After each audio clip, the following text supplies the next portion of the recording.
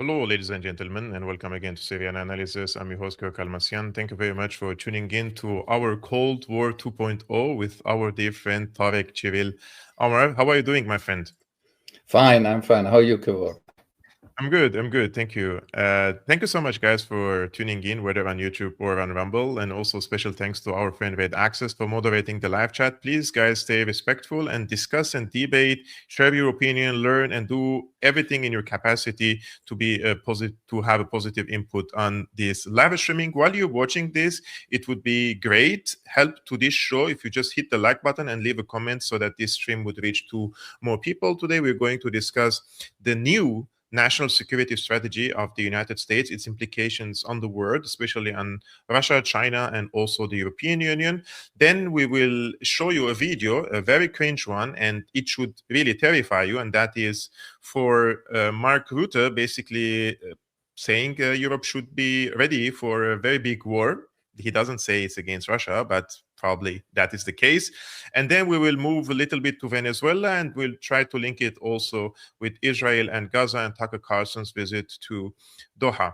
Tarek, I have read the document of the new national security strategy of the United States, and I come to the conclusion that the EU comes at the first level of the parties that have to be concerned by this strategy itself, and to a lesser extent China, and to a lesser extent Russia. If you are a worried player or a concerned player and you're watching the United States, I think the EU bureaucrats should be worried of these documents. How did you see it?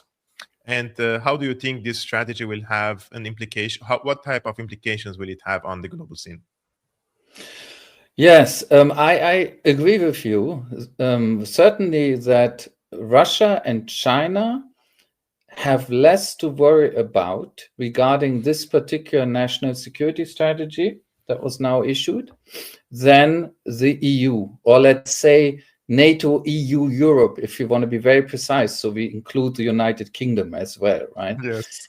And I know, right? They did that to themselves. Anyhow, so I agree with you. I agree with you on that. I would add maybe one caveat. I would say what's so special about the way that these Europeans, these NATO EU Europeans, are now in very hot water is that it's new, or at least in this openness and brutality, it's definitely new. Now, if you are in Latin America or South America and you look at this national security strategy, you might well say, well, the Europeans have it hard, but we have it harder. And that's true because, as always, Latin America, South America gets the worst of whatever the US is doing because the US is considering them their backyard, right? The same US that is telling us there can never be spheres of influence. For instance, Russia could never have a special interest in Ukraine, which is one country. The same US has for now 200 years, slightly over 200 years, officially, explicitly claimed a whole half continent, a big one, which is Latin or South America, as a special sphere of its influence. That's the so-called Monroe Doctrine. And there's a reason why people are now saying that officially or unofficially, we are seeing under Trump 2.0 the emergence of what they call jokingly a Monroe Doctrine, because Latin America has it even worse again. But I still agree with you, because the upshot of it all is that what happened to these NATO EU Europeans is unusual, highly unusual. I would even say unprecedented. Whereas what is happening to the United States southern neighbors is, unfortunately, I'm not being cynical, it's just a historical fact, not unprecedented. They have been treated like this for a very, very long bad time. So what else is there to say? I mean, there are a lot of things to say, and I don't think we can get through all of them. It was a real whopper, right? So look, as a historian, let me fill in a few like basic background things, right, that astonishingly not many people mention. This type of document, National Security Strategy, exists only since the mid-1980s. I think the first was issued in 1986. Of course, the United States, the modern United States, has had strategies before. But this particular document, issued by the executive, essentially the presidency, the president really, that's a fairly young thing historically. It's been there for 40 years, more or less. And a lot of these, it was supposed to happen every year. It hasn't. It happens every year, every 2 years, sometimes 3 years. So we have about 20, 25 or so of these things now, historically speaking, right? They have accumulated. And what's interesting to see is that some of them don't mean anything. They were just issued and didn't make really a big impact, right? Didn't even interest the people who wrote them. It's very clear. But on the other hand, some of them have been very important. And an administration, an American government, an American presidency can make them very important if they want to. So these are not formalities to be neglected. Some of them historically haven't mattered, but some have mattered a lot. And we could go into details about precedents, but let's not bore our people here. We can also read up on the internet, of course, but let's get to the one that we see now, right? My suspicion is, my guess is, that the one that has just been issued is going to be one that matters a lot. I don't think this is going to be one of those where people look back in 50 years and say, routine stuff. Didn't really matter. They just had to write something. This one is important. This one is programmatic. And it may mark a genuine turning point. Now, here's the problem, of course. Two problems. Trump himself has a really extraordinary record of being unreliable, volatile, flip-flopping. It's really extreme with him, right? And beyond that, and again, I'm not saying this ironically, cynically, or because I don't like the United States or anything, but the United States, if you look at it historically, has also, as a whole, an extraordinary, really extraordinary record of bad faith, sharp practice, direct deception in politics. Right? Ask the Native Americans. Their ethnic cleansing, their genocide, was a mixture of raw violence and tons of deception and broken agreements. That's what this was, right? So the United States has a deep tradition of playing with the rules, of breaking agreements, of lying. It's really true. They don't like to hear it, but it's actually true. It's unusually intense. I've said this before. I think the only other state I'm aware of that has an even more intense tradition of really always lying, that's Israel. And I mean it. Israeli political culture is built on lies, right? The default is the lie. With the United States, I wouldn't go quite that far. It's not as pathological, but it is unusual. It's not just what all states do. It's unusual.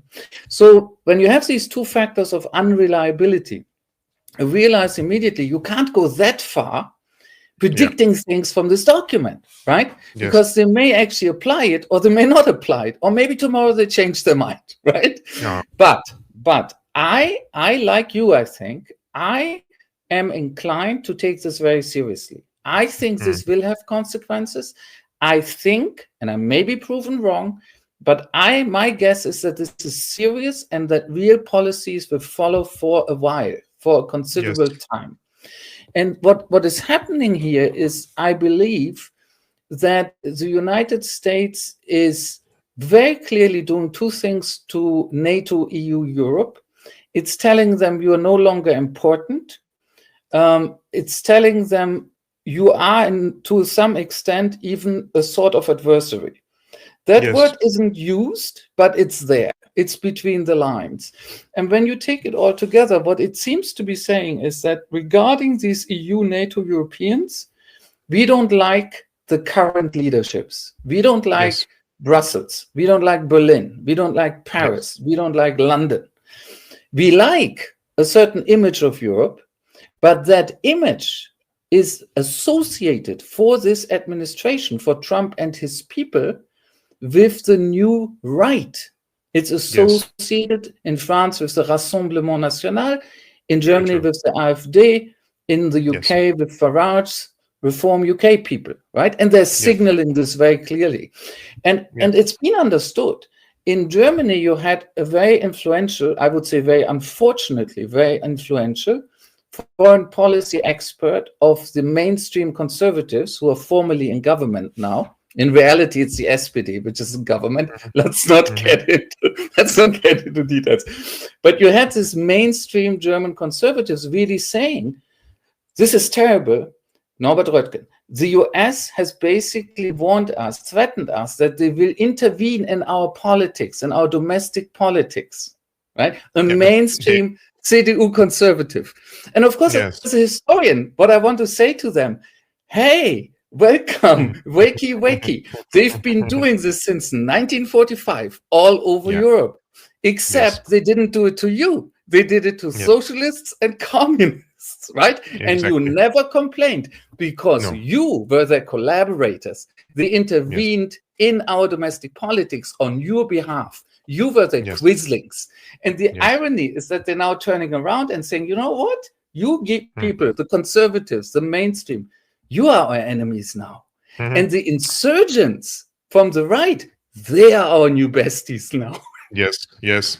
By the way, Tarek, this is very accurate. Your prescription or your description of what this document implies when it comes to the EU, and I believe the interventionist policies of the EU of the United States will accelerate in Europe very soon, on the side and in favor of the populist groups, identitarian groups, or more, let's Yeah, say, right-wing groups. yeah. I mean, it's quite clear in the document, for example, when they are promoting European greatness. I mean, they're talking about the economy on the sideline, but then they say that this economic decline, the text says, is eclipsed by the real and more stark prospect Yes, of civilizational erasure.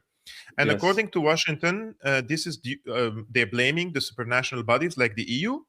They are blaming migration policies. They're blaming censorship. They're blaming like the birth rates, or the lack of, let's say, yes. in this All case, and the, also the loss of national identities and self-confidence. This is the quote. yes, They say, if yes.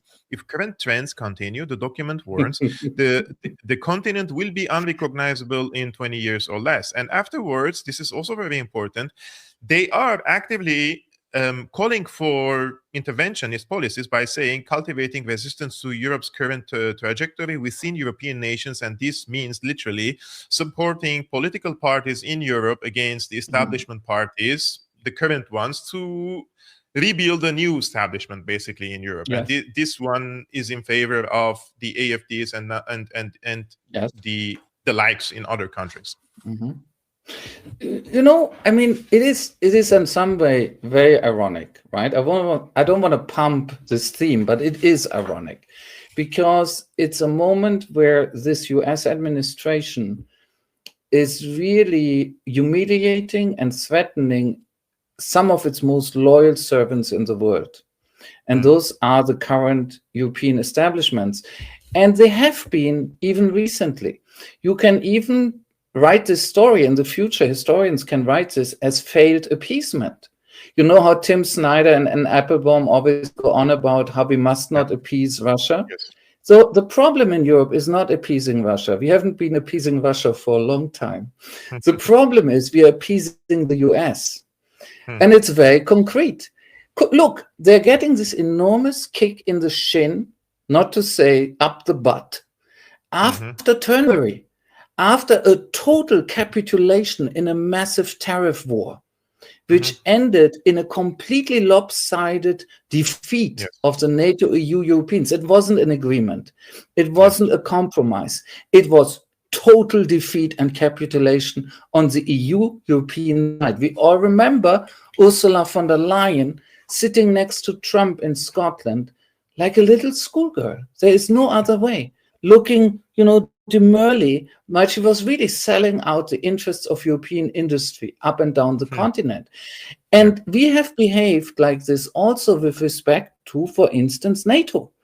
This kick up the butt from the US under Trump comes directly after the Europeans have done everything the Americans asked them for. You want us to spend all in all 5% on defense? Here you go. We are even eager to do more if it's up to Rutte, right? So we have been appeasing Trump. Let's not forget this. This is very important. Since Trump has come back, We Europeans, our governments, have been appeasing him. We've been giving him everything he wanted. And this is the reward.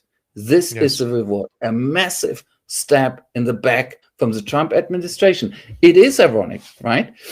Now, what you talk about the civilization language, it's of course extremely important because many of our viewers will know describing states as civilization entities, even the term civilization state is often used, is part of the new multipolar language. This is very much what Putin believes in, that Russia is a civilization state. This is what Modi explicitly believes in, that India is a civilization state. Now, with the Chinese, I don't know if they use this term. They may have their own terms, or I'm just a bit ignorant. But when you look at what they do, they're essentially following a similar logic. Our state stands for civilization, which, by the way, for all of them is actually true. But that's a different issue. The political point is that talking about a civilization state and civilization in this way stands for a particular type of politics that is deeply associated with the shift to multipolarity. And the people who wrote this document, I give them as much. They knew that. This term isn't there for no reason. Now, one final aspect. I want to make it a bit more concrete. Imagine you are the chief intellectual of the German New Right. We all know who that is, right? It's Götz Kubitschek, right? Sitting on his night estate in Schnellroda. Oh, I love the guy. He's a super intellectual. He takes ideas and politics very seriously.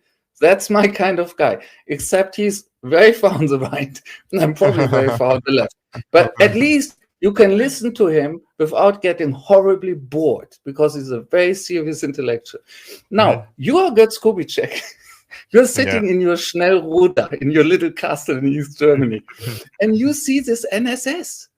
And all you're going to say is, oh my God, we have the biggest ally ever now. All we want, we the New Right, including my friends, the identitarians, we are talking about it. This is what just happened. Yes, exactly. I can see clearly on the right the excitement among the politicians, journalists, activists with this new document. And they see that there is a prospect for investment in this, and that something that was unimaginable, let's say, to see, especially in Germany, a party like the AfD may come to power. And now it is very possible under such document, and it is possible now. And I think the CDU will come to terms with it to survive and also to stay relevant. Therefore, they will accept to make a coalition with the AfD. So I think this is game changer also for the CDU and for the AfD. And we will see that in a matter of 2 years. I mean, under such circumstances, Tarek, we have someone like Mark Rutte, and I made today this video with some funny caption, and I said, coming soon, World War III. Side effects may include the deaths of your children, but don't worry, NATO says it is safe and effective. So I'm going to show this video to our audience. We need to be ready, because at the end of this first quarter of the 21st century, conflicts are no longer fought at arm's length. Conflict is at our door. Russia has brought war back to Europe. And we must be prepared for the scale of war our grandparents and great-grandparents endured. Imagine it. A conflict reaching every home, every workplace. Destruction, mass mobilization, millions displaced. Widespread suffering and extreme losses. It is a terrible thought. But if we deliver on our commitments, this is a tragedy we can prevent. So, Tarek, I just want to make the quotation again. Russia has brought war back to Europe, and we must be prepared for the scale of war our grandparents and great-grandparents endured. I mean, in what context can I put this statement? Meanwhile, the United States, which is the most capable power in NATO itself, is moving on the opposite direction of this talk. Like, how can Mark Rutte come and make such a big claim when the US itself isn't interested in World War III with with Russia. Like, what do they stand on, these leaders of NATO in Europe? How are they so sure that they can finance such a war? Where are they sending the European continent, basically, with this type of rhetoric? You know, obviously, I don't really know what they are thinking, because they are not honest with us, right? That's 101. Are they thinking? Again, that's the second question, right? but okay. Let's say what they're intuiting or what they're imagining. So look, my worry is, look, when you look at this whole speech by Rutte, which you've probably done as well, you will see that this insane statement is embedded in another call, yet another call for essentially more money. He's essentially, a few sentences later, he says, we've just decided to spend 5% of our GDP. We will spend now, which is an enormous amount of the state budget, right? 5% of GDP isn't just 5% of GDP, which is actually a lot. 5% doesn't sound like a lot to some people, but it's huge. When you look at the state budget, it is a much higher share. It means retooling the state away from all its other very important tasks into security, defense, and war, right? In a massive way. So this is not enough, he says, after this statement in the same speech. And he says, we need to do even more. So you could be a materialist and you could say, well, this is just more warmongering, scaremongering. He needs to ratchet up the fear because he wants people to spend even more on tanks, drones, surveillance, cyber, and so on, and to live with the fact that the schools are decaying, the hospitals are decaying, and that all the aspects of the state where it has to secure people in social ways will be downgraded even more. There isn't so much left anyhow, right? You could read it that way, but I'm not reading it that way. I think it's worse. I think it's worse, and I'll tell you why. Let me psychologize for a moment. I think Rutte is a deeply neurotic man, right? I don't think he's clear in his mind about who he is, what his real identity is. I think he's so over adapted to his career and his various roles that he has no true inner core left. He's a hollow man. But I fear that he is actually not so secretly in love with the idea of being in such a war. I don't believe him when he says this is all about preventing it. I don't believe that. I think he is almost erotically attracted to the idea that he and others will go through something that he has seen in the cinema, in Saving Private Ryan, for instance, that he will be like Churchill, well, now the romantic version of Churchill, which is false anyhow, right? That we see in Dunkirk or something like that. These people, I think, have been captured by fantasies. And I'm not saying that to in any way diminish their responsibility, because they're adults and they're leaders.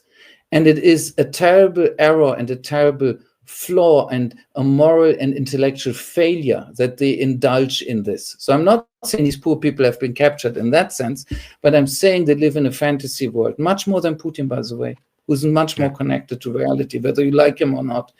And I'm very afraid that people like Rutte, that in Germany people like Merz, Defense Minister Pistorius, even Foreign Minister Wadefuhl, I could name others, Ursula von der Leyen, definitely in the EU, that there's a whole range of politicians and leaders in Europe now who secretly, maybe you could say subconsciously, let's get a little Freudian, they deserve it, who subconsciously actually are attracted to the idea of being in the big drama of playing greatest generation themselves, at the cost of millions of lives, And of course, they and their families would be safe, fairly safe. Nobody would be entirely safe, but they would be safer than the rest of us, right? So I think there is real danger. Rutte doesn't even have children, by the way. Yeah, well, makes whatever. What can I say? But there is real danger here. There's real serious danger here. And I really feel that we need a great political change in Europe, in several key nations, and at the EU level. It might involve very fundamental change at the EU level.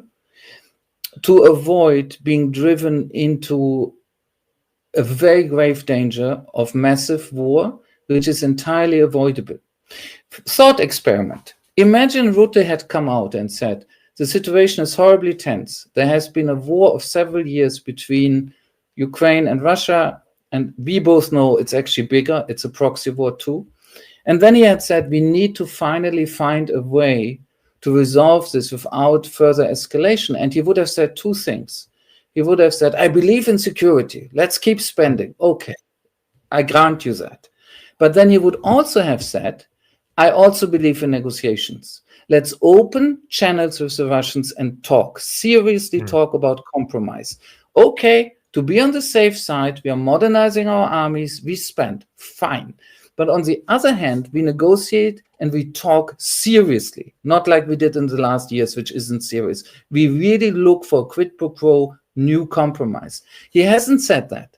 He hasn't said that. All that our elites, and he's typical there, have been saying to us now for years is prepare for war, prepare for war, prepare for war, prepare for war.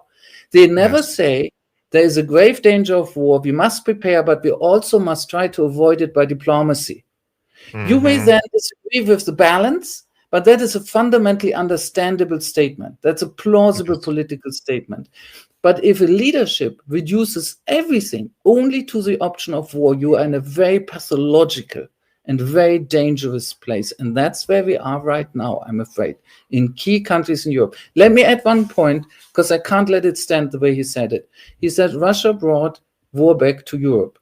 Now, war came back to Europe already in the Yugoslav wars, but that's a different issue. What he means here, the big war in Ukraine, I would allow him to say NATO and Russia brought war back. Or to be more precise, NATO, Ukraine and Russia brought war back. Because while Russia did attack in 22 in February, Russia also made serious efforts to avoid it. And NATO did provoke Russia for 20 years and more. They did. That's a historical record. Those people who are still denying that NATO and the West, that we had a direct part in causing this, not in invading Ukraine, but in causing the war, that is just unhistorical. And I guarantee you, if there is anything like more or less honest history writing, 100 years from now, no serious historian will just blame Russia. Everybody would say this is at least a mixed situation with several guilty parties. Tarek, I know this question is difficult to answer and foresee in the future, but from your point of view, if the new national security strategy of the United States is implemented the way they say, and the new administration in the US starts supporting the opposite parties of the ones that are in power now, let's say in places like Germany, those are influential countries, France, Britain, etc., do you see that there is a chance of doing some sort of de-escalation? Because the escalation patterns are becoming like the pattern is too quick nowadays for me to understand and to grasp and to say, oh no, there is hope. No, I don't see there is hope at the current moment. But if this strategy is implemented and parties that say we need diplomacy between Russia and the United States and NATO come to power, do you see that this could be changed again, or it's too late now and these elites will resist the change within their own countries? I don't know the answer to that. I think I understand your question, but I frankly don't know how to even try to answer it, because I see tendencies, for instance, in Germany, which is a case I know particularly well, that I think there are parts of the establishment that are now ready to compromise massively the electoral process. We have already seen this. They did this to Sarah Wagenknecht. They did this to the New Left. It's already been done. Those who have been following the story of how the New Left has been locked out of the German parliament and how their very, very plausible appeal for a recount has been blocked in a deeply politicized manner, they know that the New Left in Germany has already been the victim of a very undemocratic procedure and a scandalous one. So we know that the establishment parties have lost their inhibitions, if they ever had them, right? Now, would they dare do this to the new right? That's a different question, because the power is different. The new right is already much more popular and more powerful than the new left was at the point when this was done to them, or than they are now when it is still being done to them, right?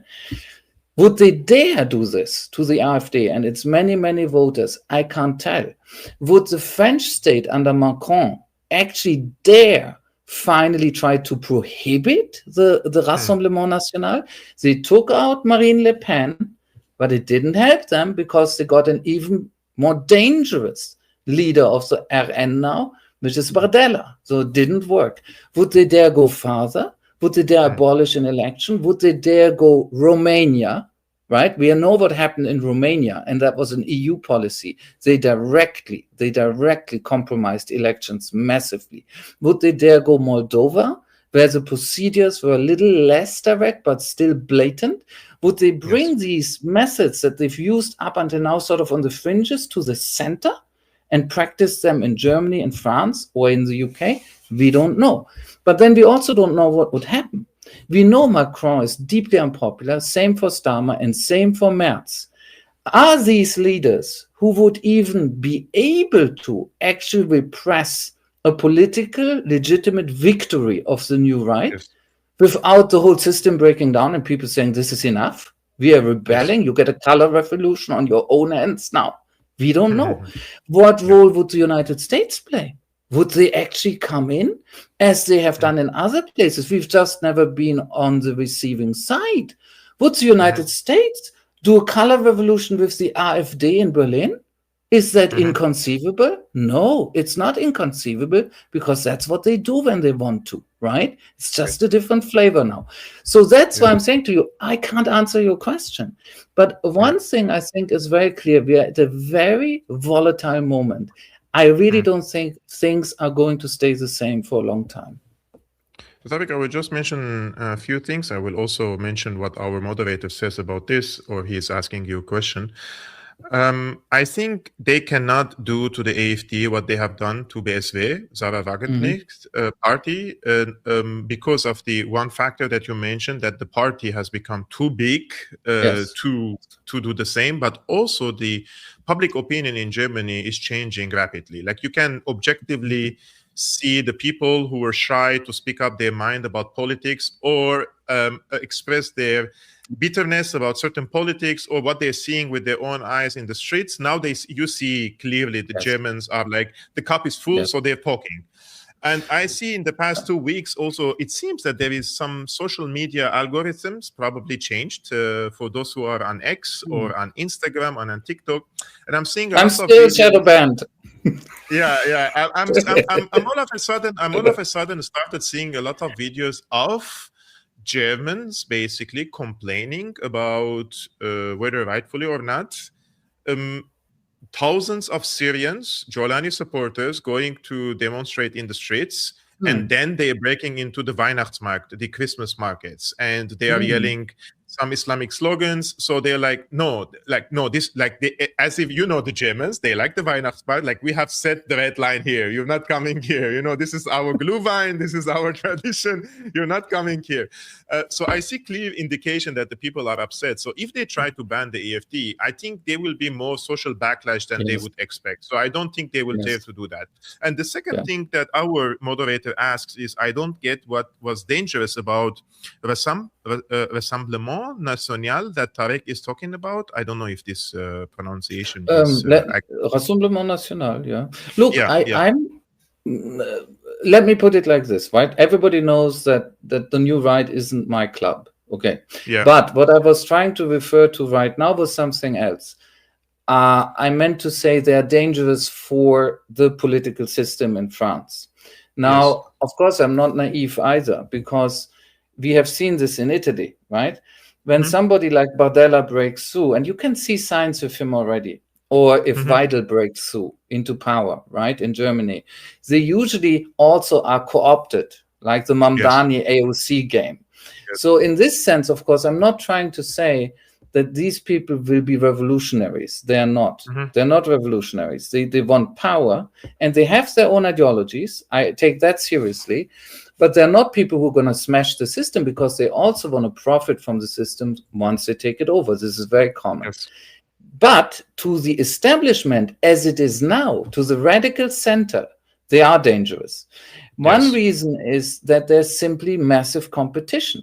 Imagine a situation in which the AfD has enough electoral oomph in Germany after a federal election to lead the government.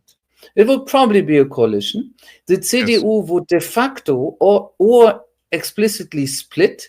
A few people would break away and say never with the AfD, or the others would kick them out, drive them away, and the rest would go with the AfD, right? But then, whatever else happens, the AfD would, of course, begin to say, look, we get the chancellor, we get the foreign ministry, we also want finance, we want economics. Or would you like to have maybe culture? Yeah, you can have culture. And from there down, right, we all know that modern politics is also a massive system of loot. You loot, you get stuff, right? You get offices, you get staff, you get funding, right? You get prestige. And of course, if the new right breaks in, they will take the 60% of that. And that in itself is dangerous to the centrists massively, and they hate the idea. Yes, indeed. By the way, Johan, my friend, I have just checked the document and I have searched for core 5, as you said, because you put it in between brackets, and I didn't find this word inside the document. Could you please check in the document again and come back? So, Tarek, let's move a little bit to Venezuela. And this week we have watched this piracy, which happened in the Caribbean. And this is the video, basically, of the U.S. Army in cooperation with other authorities. They're landing over one of the oil tankers. And this, I believe, belongs to Venezuela.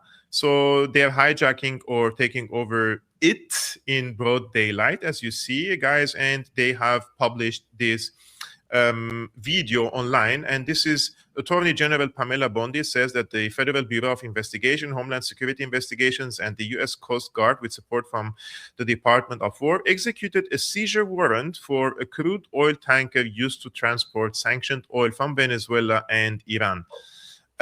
What is happening? Is this in the part of the war efforts now, the regime change that they're trying to do in Venezuela? How much impactful it is now to,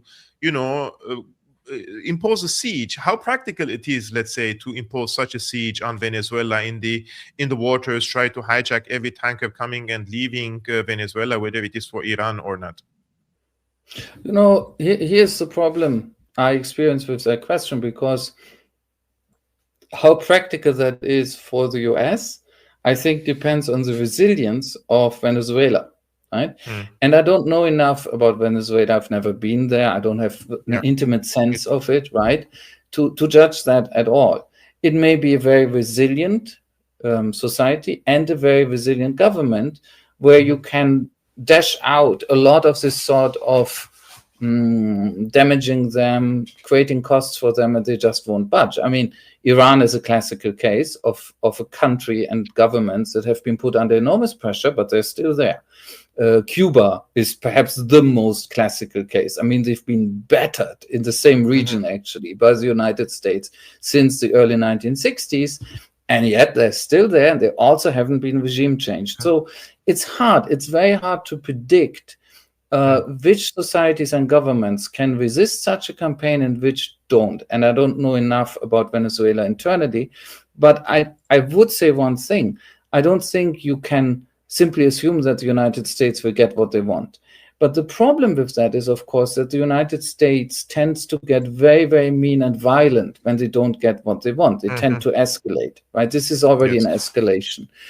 And behind that, of course, is so much more. Trump has already weeks ago officially, loudly, right? That was a signal, of course, a propaganda effort, empowered the CIA to conduct operations inside Venezuela as if they hadn't been before. Of course, they have been conducting operations there, but Trump wanted to make a point about it, right? By now, these boat strikes, these completely illegal boat strikes that the United States have been carrying out in the Caribbean since, I think, early September. I think September the 2nd was the first. Have killed, the last figure I've seen is 88 people in 27 strikes and counting, right? And as we know, these strikes are murder. There's no two ways about it. These are murder. Because There isn't a war. The pretext that the Trump administration tries to use, that it is at war with the drug cartels, everything is wrong with that. I know. People will say Venezuela isn't even a big drug source. I know that. All of this is wrong. Everything is wrong with that. But even under basic international law, and every decent lawyer admits this, who isn't bought by the administration, this is nonsense. There isn't a war, and you can't declare this type of war, which means they're killing civilians without legal process even. They're just summarily killing civilians. Indeed. Now, some of these civilians are likely to be totally innocent, just fishermen, maybe all of them, and maybe some of them are not innocent in the sense that they're smugglers. But here's the big deal that many people don't understand. Even a smuggler has a right not to be summarily executed without a hearing, without evidence, without anything. And if people ask themselves, why should a smuggler have this right? My answer is because if they can do it to him, they can do it to you. Yeah. Because if you don't get a hearing, they can say what they want and then kill you. Yes. And then, are you going to protest? They can come and say, you're a smuggler, bam. Off, right? That's why it's so important that people get a hearing. It's not just about abstract justice, which I take very seriously. It's about the protection of all of us. Because if a state has the right to simply designate someone and say, you're a criminal, I kill you right away, no judicial process, no evidence, no nothing, that means the state can kill anyone. Anyone, because it doesn't need evidence. And this is what people don't understand. These standards of evidence, bad as they are, bad as the judicial systems are, they protect everyone from direct, massive, lethal state violence. And when people sort of accept this propaganda, this Trump, CNN, whatever propaganda that says these are all smugglers, and then say, oh, that's fine then, just kill them. They don't understand. That means they can kill you too, because you don't get a hearing. They can put that label on you and kill you, and you will never be asked. You can't defend yourself. You won't have a lawyer. You won't even be able to speak up. End of story. This is why this is so important. These are murders. This is a murder campaign. This is a murder campaign conducted by the military. It's, of course, also war crimes and so on and so on. It's abhorrent on multiple levels, right? It's dystopian, as so many things that Trump does. So to come back, they are sending the survivors to El Salvador because, as you were indicating, to keep them away from the American courts, because this is illegal. So the survivors are picking them up from the waters and sending them to El Salvador. Well, they were trying El Salvador. That was what the Pentagon wanted, and what we now know from a New York Times story is that the lawyers at the State Department basically stop the Pentagon lawyers and say, you can't really do that. That is so obviously illegal. Even you can't do that. And then they started just repatriating them. So get this logic. Your claim is, you're the US, and your claim is these people on the boat were smugglers working for narco cartels. That's what you claim. And you call them narco-terrorists. On the basis of this label, for which you have no proof, you present nothing. You bomb the boat, you get missiles from drones, from ships, from helicopters, you try to kill everyone, that's your policy, and if there are survivors, in one case they even killed the survivors deliberately, in other cases you may pick them up. But look, if you have claimed that these are narco-terrorists, the next thing you should do is bring them to your courts. These are terrible criminals, right? Right? No, they don't want them in their courts. And this is what this whole story is about. Because if these people go into the American judicial system, bad as it is, they get automatically a certain forum where some judge would start asking, so state, Pentagon, Army, Navy, where's your evidence? Why did you bomb these people? Oh, show it to me. You certainly had a reason, right? Right? Yeah. And so they don't have a reason. They know it. This is a pure murder campaign. And therefore, they sent these people away, right? Yeah. Except in one case where they just murdered them too. They had a first strike. That was, I think, the one on 2nd September. First strike, 2 survivors. They deliberately killed the survivors too, in the water. A blatant war crime. So coming back to the idea of saying this is a war, which is the official reasoning, if you kill survivors of a strike in the water, you've committed a war crime. None of this adds up. None of this adds up. Yes. It's Johan, I opened horrific. the article you sent in the live chat, and whatever they say in the article about this core 5 or the C5, it doesn't exist in the original document. I just went and double checked in the original document. It doesn't exist there. Maybe this is an interpretation of this website. I would just add some spice over our conversation, because this is what we also like to do during our show, and this is the comparison between the preparation of the war with Iraq and Venezuela, almost identical, basically. I'm not even going to play around anymore. Hit me with the works. Iraq, Venezuela, go! We're giving them full opportunity to do it the easy way. And when it doesn't work, we'll do it the hard way. If we can do things the easy way, that's fine. And if we have to do it the hard way, that's fine too. Chemical weapons is a threat to the United States. Fentanyl poses a chemical weapons threat to the United States. Al-Qaeda terrorists inside Iraq. Al-Qaeda of our hemisphere. We can get rid of Saddam. It could really begin to transform the region. There's an opportunity to transform the entire region. Bringing freedom and democracy. Democracy and freedom can serve as a Beacon of hope. Shock and awe. I'm not even going to play around. They're not even pretending to change the script any longer. No, it's stunning. It's stunning. If you wrote a dystopian novel like this, people would say this is too on the nose. This is too primitive. Right? But this is reality.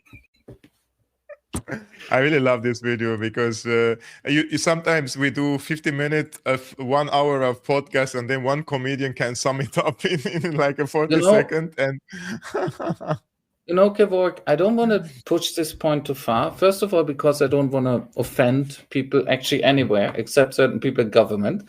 And I can't do that because then they storm your house. But the thing is, I think there is a connection between the way in which the American elite has never been generous enough to let the American population as a whole have good schools, and the way and the manner in which their propaganda is especially primitive.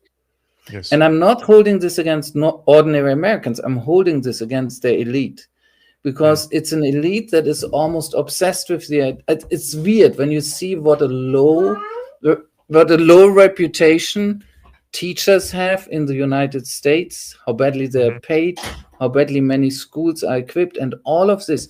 And then you see what trash they can use as propaganda, how simple it is. Now, let me add one caveat. I have learned since the Gaza genocide, that Germans too accept anything. We have been fed straight Israeli Zionist genocide apartheid propaganda through our public media in Germany, through our public media for years. And a lot of people are still believing it or half believing it, although some opinion polls give reasons for hope. Although the school system might be a bit more structured. So I'm relativizing my own point. I'm seriously relativizing my own point. It seems that, unfortunately, we are all extremely susceptible, not only to propaganda, but to idiotically brutal and simple propaganda. Indeed. Tarek, one of the people, now we're talking about Venezuela, but if we try to speak about propaganda and trying to navigate through these narratives, one of the people who recently is trying to break through this, let's say, establishment propaganda, and one of which is Zionist propaganda, is Tucker Carlson. He was in Doha and he visited the Gaza, the amputated children from Gaza who are receiving medical treatment in Doha. And this is Israel a video. has murdered tens of thousands of children on purpose, and then locked the doors of Gaza, shot dozens and dozens and dozens of journalists so no one can film what's happening. And so the other day we thought, for the first time, we would go see what this looks like.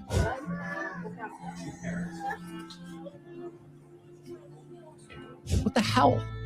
All these kids with their limbs blown off. This little girl looked just like my goddaughter with no fingers. Like, is she in Hamas? Why do we have anything to do with this? It's not just a crime. Children whose faces are mangled by U.S. munitions. The real crime is the way that the supporters of this atrocity are justifying it by saying out loud, well, they're all Hamas because they're all in Gaza. What they're describing is the concept of blood guilt. And the belief is God favors some, but not others. And that is the enemy of Western civilization. I mean, this is escalating from Carson's side. He's accusing, of course, Israel of murdering children, which is people can see it with objective eyes. Where is he headed with this? You know, some people say this is a Qatari paid propaganda, that he was in Doha and he's receiving money. They call him Qatar son and these things. How do you see it? Look, he may have some relationship with Qatar. He apparently is building or buying real estate in Qatar for himself. This may all be true. I happen to think this is genuine on his side. This is not Qatari propaganda. For one reason, the Qataris aren't actually courageous enough to launch propaganda like that. It's too anti-Israeli for them. It's too direct. So I don't think so. I think this is Carlson being on his own trajectory. And as you know, Carlson is a bit, in Christian terms, he is a Saulus, Paulus figure, right? Saul Paul figure, right? Somebody who turned from somebody terrible working for Fox News into actually a very interesting commentator. He isn't always good. There are many things where I really can't stand what he's doing still. For example, on the infamous Tate brothers, whom he softballed, right? Just an example. But Carlson has developed, I think this is genuine, and I think he has a genuine conscience. I think he actually has a conscience, which is informed by his idea of Christianity, and I think that's pretty sincere with him. I think that's what's coming through, and I think he feels a real obligation to at least name the crime, speak of murder, which this is murder. And when you look at the clip, he says something very interesting. He says what you would expect a conservative to say. He says, I understand the idea of collateral damage in war. Like a lot of pacifists, a lot of left people don't hate that idea as such. They say collateral damage as such is a deadly sin as a concept. Carlson says, I understand collateral damage. And we all know what that means. It means to achieve a certain military purpose in war, the military has a right to kill a certain number of civilians by accident, not on purpose, and only a certain number. This is a terrible concept, but it is a concept in the law of armed conflict, right? Yes. It means from the other side, you can't just slaughter civilians as civilians. You are absolutely not allowed to do that. You can accept a certain amount of civilian deaths if you have a very good military reason for that. And Carlson says, yeah, I accept that. And then he says, but this isn't about this. And he's absolutely right. This is a sham discussion, because for Israel, this has never been about collateral damage. He's absolutely right. This isn't even the question. Israel wants to destroy the civilians. And that's why this is genocide. This is not collateral damage out of control. This is genocide. Their war, as they call it, their war is mostly about civilians, and that's genocide. Look, we have had a study recently published from the Max Planck Institute, two of them actually, and I won't give you the full names, but these are extremely reputable, super sciencey places, right? They're not into politicking. That's not what they do. And they have come to the conclusion, they estimate that after October 2023, when this started, up until now, over 100,000 Gazans have been killed. And I think that's still an underestimate. Over 100,000, right? And then there's something very important they also say. They say the study also found that the age and gender distribution of violent deaths in Gaza closely resembled the demographic patterns observed in several, not wars, genocides, which were recorded by the United Nations Interagency Group for Child Mortality Estimation. A German institute. What type of institute? I think these two were, the Max Planck originally is a German institute. I don't know where these two are. I know that the researchers are international. They are international. I don't know exactly where these two institutes are located. But of course, at its root, Max Planck is the successor of the Kaiser Wilhelm Gesellschaft, right? The old sort of German academic scientific society, right? The utmost one, like the Royal Society for Britain. And after the war, it became Max Planck. So this is the most reputable science address in Germany. I think it's fair to say. This is what this is. And these people come out and they say, gender and age pattern. What does this mean? It means concretely a lot of women and a lot of children. A lot of women and a lot of children. The gender and age pattern in war is a lot of men. Yeah. The gender and age pattern in genocide is, yes, also a lot of men, but tons of women and children. And that's what the Israelis have done. You know, Tarek, when we read these reports, when we see the footage, I mean, and we still feel somehow that we have to jump over our words when we want to describe what our eyes have seen objectively when these atrocities were committed against basically unarmed people in Gaza. And why I say this, because if this happened, let's say, in a place A or B or C, and you see it with your objective eye, it is impossible to be silent about it, regardless of who is the perpetrator. But in this case, it is so politicized, and it is for example, the chancellor was in Israel, and there is a clear red line set by the elites. This is a red line. You're not going to cross it, and you can criticize. But if you're too influential and if you are immobilizing enough people, we're coming after you. So here's people the thing. are. Here's the thing. What has happened to tens of thousands, mostly civilian Palestinians, is so horrific, I think, that the least you can expect from people like us who are out of the direct firing line is to say what it is. And to disregard the threats from our governments, because they're there. Wegener, Merz, our media, our Staatsanwaltschaften in Germany, they all exert pressure on us to shut us down, to forbid us to at least say what this is. And our duty, I mean it, the Germans are the country of Kant. Kant, Immanuel Kant, and yes, he's really pronounced like that for our American listeners, because I've heard them say to me, well, that's terrible, but that's the real pronunciation. I needed 2 seconds. I needed 2 seconds to know what I know, but that's the real pronunciation. I can't help the Americans there, you know, control your dirty minds. So Immanuel Kant is the great philosopher of duty. Right? You may disagree with him on a lot of things. Much of it is extremely difficult to read. For one thing, and he's a giant. I love Immanuel Kant. But the core, one of his core themes is duty. And he's right about that. And there is a duty, a simple duty to name this. This is genocide. This is not just war crimes. That's bad enough. This is not maybe legitimate defense. This is not an age-old conflict. And it is genocide. And that means that our politicians in Germany, the UK, France, the US, who are cooperating with Israel are collaborating in a genocide. And this is how history will see this. This is how history will see this. And they're not going to shut us down, and they're not going to shut us up. Yes, but I just now came to the realization that the street in Berlin called Kantstraße, it's so from Immanuel Kant, so that's why they named it Kantstraße. Yes, it's not the Kant, it's not klare Kante zeigen. For 8 years, I'm wondering why did they name it Kantstraße. Now I know. I'm so sorry for my ignorance.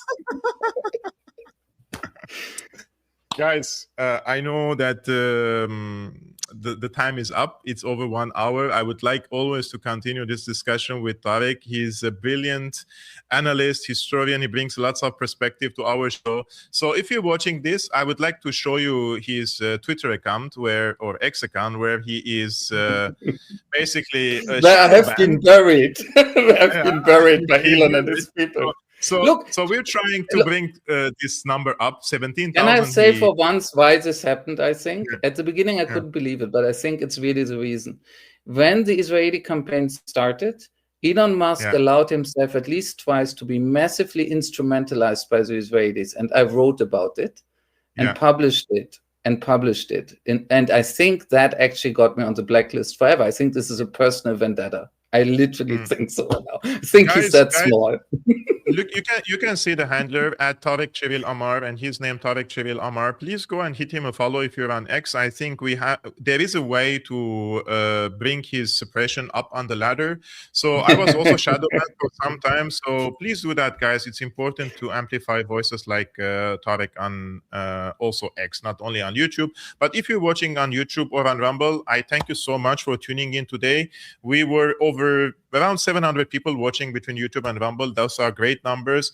Please, before leaving this stream, leave a thumbs up, a like on this video, and subscribe to Syriana Analysis. If you like to do more and support this independent work that we do on this show, you can become a patron. The link is scrolling on the screen, patreon.com/Syriana Analysis. If you're sitting on your couch and watching it on your TV, you can simply scan the QR code with your smartphone, with the camera of your smartphone, and you can support this independent work. Thank you so much, Tariq. Thank you so much, guys, for tuning in. And special thanks to our friends, Red Access and Johan, for moderating the live chat.